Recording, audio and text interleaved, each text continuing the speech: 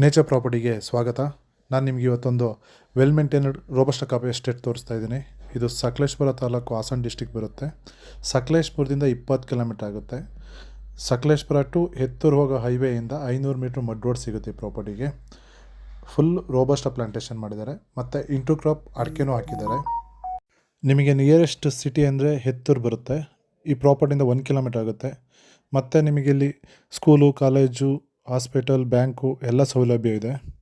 ಇದು general property, purchase land, title clear ಇದೆ. ಮತ್ತು ಈ ಪ್ರಾಪರ್ಟಿನ ನೀವು 5 ಎಕರೆ ಬೇಕಾದ್ರೆ ಬೈ ಮಾಡ್ಬೋದು, 10 ಎಕರೆ ಬೇಕಾದ್ರೆ ಬೈ ಮಾಡ್ಬೋದು, ಇಲ್ಲ ಫುಲ್ಲು ಪರ್ಚೇಸ್ ಮಾಡ್ಬೋದು. ಲೆವೆಲ್ ಪ್ರಾಪರ್ಟಿ, ರೆಡ್ ಸಾಯಿಲ್ ಬರುತ್ತೆ. ಈ ಪ್ರಾಪರ್ಟಿಗೆ ನೀರಿನ ವ್ಯವಸ್ಥೆ ಅಂದರೆ 2 ಕೆರೆ ಇದೆ. ಕೆರೆಯಿಂದ ಫುಲ್ ಪ್ರಾಪರ್ಟಿ ಫುಲ್ಲು ನಿಮಗೆ ಡೆಡ್ಲೈನ್ ಮಾಡಿದ್ದಾರೆ. ಸ್ಪ್ರಿಂಕ್ಲರಿಗೋಸ್ಕರ ನೀವು ಜೆಟ್ ಫಿಕ್ಸ್ ಮಾಡ್ಕೋಬೇಕಾಗುತ್ತೆ. ಈ ಪ್ರಾಪರ್ಟಿ ಹತ್ತಿರ ನಿಮಗೆ 2ರಿಂದ 3 ಹೋಮ್ ಸ್ಟೇ ರೆಸಾರ್ಟ್ಗಳು ಬರ್ತವೆ. ಸೇಫ್ಟಿ ಇದೆ. ಯಾರಾದರೂ ಸಕಲೇಶಪುರ ನಿಯರು ಮತ್ತು ಮಲೆನಾಡಲ್ಲಿ ನಿಮಗೆ ಒಂದು 10ರಿಂದ 15 ಎಕರೆ ಪ್ರಾಪರ್ಟಿ ಹುಡುಕ್ತಿದ್ದೀನಿ ಅಂದರೆ ಅವರಿಗೆ ಗುಡ್ ಪ್ರಾಪರ್ಟಿ ಅಂತ ಹೇಳ್ತೀನಿ. ಮತ್ತು ರಿಟರ್ನ್ ಇನ್ಕಮ್ ನೋಡ್ತಿದ್ದವರಿಗೆ ಒಳ್ಳೆ ಪ್ರಾಪರ್ಟಿ ಇದು. ಈ ಪ್ರಾಪರ್ಟಿ ರೋಬಸ್ಟ ಕಾಫಿ ಪ್ಲಾಂಟೇಶನ್ ಆಗಿರೋದ್ರಿಂದ ನಿಮಗೆ ಮೇಂಟೆನೆನ್ಸು ಈಸಿ ಇರುತ್ತೆ.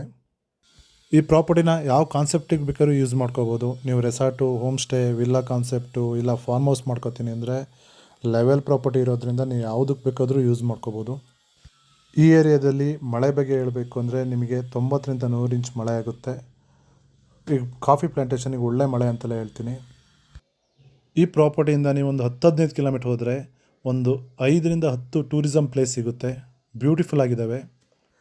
ಈ ಪ್ರಾಪರ್ಟಿಲಿ ಇನ್ಕಮ್ ಬಗ್ಗೆ ಹೇಳಬೇಕು ಅಂದರೆ ನಿಮಗೆ ಫರ್ ಎಕರ್ 25 ಚೀಲ ಕಾಫಿ ಆಗ್ತಾಯಿದೆ. ಮತ್ತು ವರ್ಷ ನಿಮಗೆ ಇನ್ಕ್ರೀಸ್ ಆಗುತ್ತೆ ಹೊರತು ಕಮ್ಮಿ ಆಗಲ್ಲ. ಯಾಕೆಂದರೆ ಇದು ರೋಬಸ್ಟ ಪ್ಲಾಂಟೇಶನ್ ಆಗಿರೋದ್ರಿಂದ ನಿಮಗೆ ವರ್ಷ ಇನ್ಕಮ್ ಜಾಸ್ತಿ ಬರ್ತಾ ಇರುತ್ತೆ.